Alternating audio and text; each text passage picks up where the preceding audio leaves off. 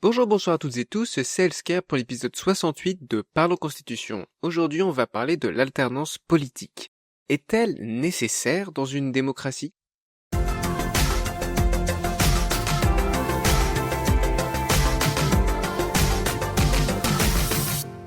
Mais d'abord, quelques rappels, qu'est-ce que la démocratie? La démocratie, il y en a plusieurs en fait de démocratie. On parle par exemple de démocratie directe.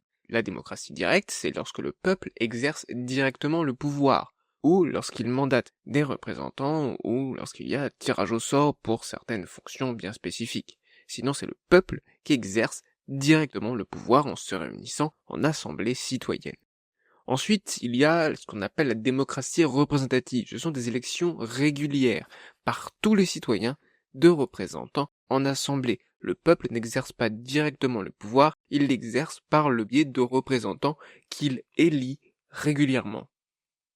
Entre deux, on a ce qu'on appelle la démocratie semi-directe. Il y a des représentants qui sont élus, mais les citoyens peuvent participer. En fait, ils peuvent décider parfois par des référendums d'initiative citoyenne, des RIC, par un budget participatif, etc., etc.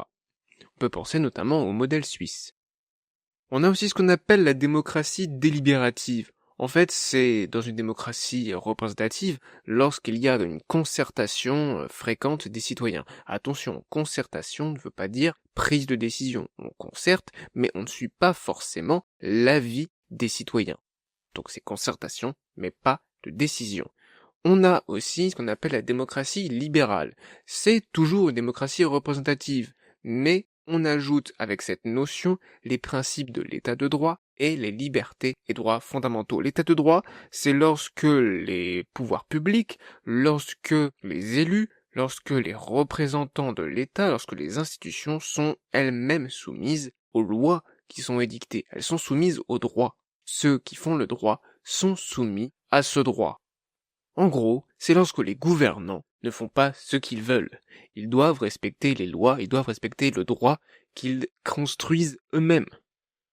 Par opposition, on parle aussi de démocratie illibérale. C'est lorsque dans une situation pourtant démocratique, il y a une indépendance de la justice qui est mise à mal, où l'état de droit est malmené, où il y a un manque de protection des citoyens face à l'État ou face à des acteurs privés. Alors, dans Parlons Constitution, on s'inspire de plusieurs régimes ou systèmes. Je vous remets la liste ici, et on s'inspire notamment des démocraties, puisqu'il y a des élections régulières, puisqu'il y a des citoyens, puisqu'il y a aussi, parfois, des référendums qui sont prévus. Et quelques initiatives populaires, je ne peux pas redire tout ce que j'ai dit dans les nombreux épisodes qui en parlent au cours de cette série, je vous invite à aller voir, voilà, vous pouvez aller voir. Dans la description, il y a la playlist de la série, vous pouvez aller jeter un coup d'œil, les titres sont assez clairs, il y a des épisodes sur le référendum, il y a des épisodes sur la citoyenneté. Bien, on peut rentrer maintenant dans le vif du sujet, concernant l'alternance politique. Alors, alterner, pourquoi? Alterner pour limiter la corruption et renouveler les idées. Alterner, c'est limiter la corruption. Pourquoi? Car l'alternance réduit le risque de constitution de réseaux d'intérêts figés et de clientélisme.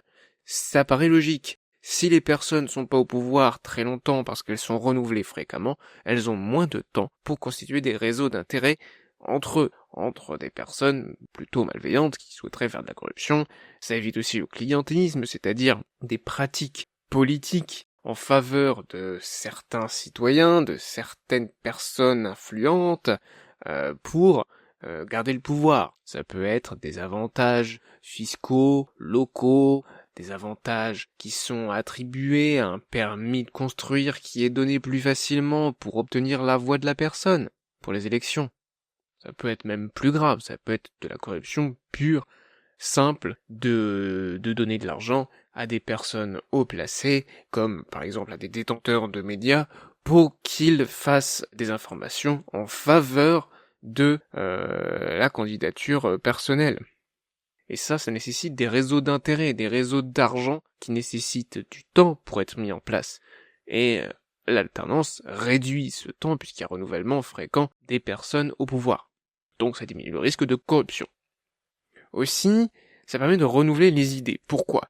Si on change de personne facilement, si on change de personne fréquemment, ça évite l'enlisement d'un des politiques qui n'évoluent plus. Si les personnes restent au pouvoir, elles risquent de continuer à faire la même chose et de ne plus évoluer. Si on renouvelle, on stimule l'innovation politique, car on a des élections régulières, car le changement est soumis à une évaluation, à une réélection, et donc à une évaluation des différentes options possibles. Donc il faut savoir sortir du lot, avoir de nouvelles idées, donc l'innovation politique. Ça permet aussi plus de réponses, plus d'adaptation au changement. Le contexte évoluant, on l'a vu dans l'épisode 9, le contexte politique évolue, le contexte social, culturel, géopolitique, le contexte en général évolue, et donc il faut renouveler les idées, changer les politiques qui sont mises en place pour s'adapter au changement. L'alternance politique permet ça en évitant l'enlisement dans des politiques qui n'évoluent plus. L'alternance politique permet aussi d'encourager le pluralisme, le dialogue et la tolérance. Pourquoi cela ? En fait, ça évite la domination d'une idéologie qui se fermerait au débat et à l'altérité, aux autres. Ça évite l'entre-soi. Des gouvernants qui restent au pouvoir trop longtemps risquent de ne plus se confronter à des idées différentes. Les partis en opposition risquent de s'affaiblir, d'être moins présents, de diminuer en nombre également, donc moins de pluralisme. S'il y a de l'alternance, il y a plus de chances d'accéder au pouvoir. Donc, plus de partis, plus d'idées, plus de pluralisme donc, et plus de dialogue, et éventuellement aussi de tolérance. Ça, c'est un peu plus discutable, j'avoue, je l'ai mis quand même, parce que pour moi, s'il y a un renouvellement fréquent, ça veut dire qu'il y a plus de confrontation, plus de dialogue, donc potentiellement plus de tolérance entre les différents partis. Mais c'est pas toujours le cas, surtout en période électorale, vous le comprenez bien, il y a un clash plus important qui pourrait être fait. Mais en tout cas, pour ce qui est des gouvernants, ils savent qu'ils vont changer, ils savent qu'ils vont être remplacés, ils savent que les prochains seront différents d'eux, donc ils doivent tolérer au moins un minimum leurs idées, et penser que ce qu'ils mettent en place, ce n'est pas que par rapport à leurs idées, ça va être repris, ça va être modifié, ça va évoluer en fonction des autres. Donc il faut quand même écouter les autres, il faut quand même rester ouvert au débat, et ne pas rester replié sur soi, ne pas rester dans son coin de gouvernant, dans l'entre-soi, avec ceux qui pensent comme nous. Les gouvernants doivent s'ouvrir un minimum, c'est ce que permet l'alternance politique. Mais pourquoi on changerait si on a des bons dirigeants ? Eh oui, la tendance politique, ça veut dire changer de dirigeant, mais si on a les bons, si on en a qui fonctionnent bien, qui sont efficaces, qui mènent des politiques bonnes pour le pays, pourquoi on changerait ? L'alternance, c'est de l'instabilité. C'est un manque de continuité, c'est évident, puisqu'on change fréquemment de personnel politique, notamment pour des politiques de long terme, que ce soit les infrastructures, ou aussi l'écologie, etc. Tout ce qui nécessite du temps est plus instable, plus difficile à mettre en place. Il y a un manque de continuité parce qu'on oscille entre des positions potentiellement contraires, opposées. L'alternance, c'est l'instabilité, c'est un manque de continuité. C'est donc aussi difficile de mettre en place une stratégie stable. La stratégie en période d'alternance est peu stable, elle est instable et elle est peu cohérente. Au sein d'un même mandat de personnel politique, pendant les 5 ans par exemple, où un parti est au pouvoir, oui, il y a de la cohérence. Mais sur le plus long terme, sur 10 ans, difficile d'être cohérent quand ce sont deux partis opposés qui ont été au gouvernement. Donc difficile d'avoir une vision à long terme. On a une vision court terme liée à son mandat car on sait qu'il ne va pas durer, qu'il va y avoir de l'alternance politique. L'alternance, c'est aussi l'impression que, malgré les alternances, rien ne change. Rien ne change parce que d'abord on vote pour des personnes qui mettent en place des réformes, ensuite on vote pour ceux qui vont changer ces réformes, qui vont revenir sur ces réformes, puis ensuite on remet les premiers qui vont revenir sur la suppression du parti d'avant, bref, on ne s'en sort pas. On ne s'en sort pas, on ne fait que des allers-retours entre réformes dans un sens, réformes dans l'autre, contre-réformes, etc., etc. Au final, qu'est-ce que ça fait ? Ça fait un manque de vision à long terme, évidemment, ça fait l'impression que rien ne change, qu'on reste dans le statu quo, que la politique est toujours la même si pourtant on change fréquemment. C'est tout le paradoxe. Et ça alimente le désintérêt. Ça alimente aussi le tous les mêmes, tous pourris. Eh oui, si aucun parti, puisqu'il n'est pas au pouvoir assez longtemps, puisqu'il n'a pas le temps de mettre en place ses réformes, d'avoir une vision de long terme, de faire des politiques de long terme ambitieuses, si tous ces partis-là n'arrive pas à changer réellement le système, n'arrive pas à mener des réformes impactantes, importantes, eh bien tout le monde se ressemble. Mener des petites réformettes, des petits changements, mais au final, rien ne change. Car l'alternance, c'est un manque de temps. Pas assez de temps pour avoir de l'expérience, pas assez de temps pour s'améliorer non plus. Car au début, quand on est gouvernant, il y a le temps de se mettre en place, surtout si c'est la première fois que on accède au pouvoir.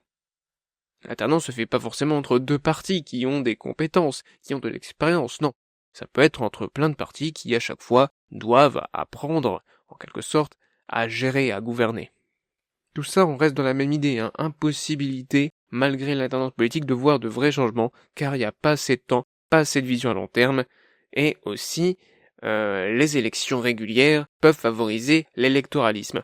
On n'est pas ici dans le clientélisme, pas vraiment, on est dans l'électoralisme. L'électoralisme, ici, s'entend plutôt comme l'idée d'avoir des idées, de promettre des choses qu'on va ensuite mettre en place pour obtenir des voix, pour satisfaire. Et on peut imaginer, je pense que ça c'est vieux au cours de l'histoire, mais qu'au début du mandat, tout simplement, on fait ce qu'on voulait faire, et à la fin du mandat, on fait ce qu'on pense que le peuple veut pour pouvoir être réélu. On commence à faire des concessions, on baisse les impôts, même si c'est pas bon pour les finances, mais au moins ça fait plaisir. Le peuple se dit, ah, il pense à nous. On fait des petits cadeaux au peuple. Pourquoi? Pour obtenir des voix. Il y a un risque d'électoralisme, pour rester en place. Aussi, du fait des élections fréquentes de l'alternance politique, il y a une exacerbation des désaccords. On est tout le temps en clash. Il faut montrer qu'on est différent des autres. Donc, on augmente nos désaccords, on les met en scène, pour avoir l'air différent de ses concurrents. C'est le jeu du pluralisme, c'est le jeu des élections, c'est le jeu de l'alternance politique. Et si la question était en fait mal posée? Et si c'était pas est-ce qu'il faut de l'alternance ou pas? Qu'est-ce qui est vraiment nécessaire? Est-ce que c'est l'alternance? Non. Ce qui est nécessaire, ce n'est pas l'alternance qui est nécessaire ou souhaitable en démocratie. Non, ce n'est pas ça. C'est quoi? C'est sa constante possibilité. L'alternance politique en elle-même n'est pas bonne ou mauvaise. On a vu juste avant, il y a des avantages, il y a des inconvénients. Ils sont inévitables. Si on fait de l'alternance, il y a des avantages, il y a des inconvénients. Si on n'a pas d'alternance, il y a des avantages, il y a des inconvénients. C'est normal. Et en démocratie, il ne faut pas de l'alternance pour de l'alternance. Il ne faut pas changer de gouvernant comme ça juste pour changer, juste pour alterner. Non. Il faut que ce soit toujours possible. C'est ça qui est important. Donc si on a de bons dirigeants, on peut les garder, tant que l'alternance est toujours possible. Et pourquoi c'est ce qui est important? C'est ce qui est important, car en cas de problème, de dérive autoritaire ou d'abus de pouvoir, il faut pouvoir changer de dirigeant. Renvoyer, punir, aussi, d'une certaine manière, ceux qui ont causé du tort au peuple, qui ont eu une pratique autoritaire ou qui ont commis des abus de pouvoir. Montesquieu aussi, dans De l'esprit des lois, nous prévenait déjà en 1748 lorsqu'il écrivait « C'est une expérience éternelle que tout homme qui a du pouvoir est porté à en abuser. Il va jusqu'à ce qu'il trouve des limites. Et ces limites, ça peut être l'alternance. » L'alternance aussi, et surtout sa constante possibilité, évite la personnalisation du pouvoir. Personnifier le pouvoir, c'est confondre d'une part les institutions et d'autre part ceux qui les occupent. On trace un trait d'égalité, et ici, avec l'alternance, on n'a plus cette égalité. Comme les personnes ne restent pas si longtemps que ça au pouvoir, comme on remet en cause, on remet en jeu leur place dans ces institutions, avec des élections régulières, alors on n'identifie pas ces personnes comme étant ces institutions. Dans un régime autoritaire, la personne qui exerce le pouvoir, le président de la République par exemple, le dictateur, va être considéré comme chef de l'État. Le chef de l'État, le pouvoir exécutif, c'est lui.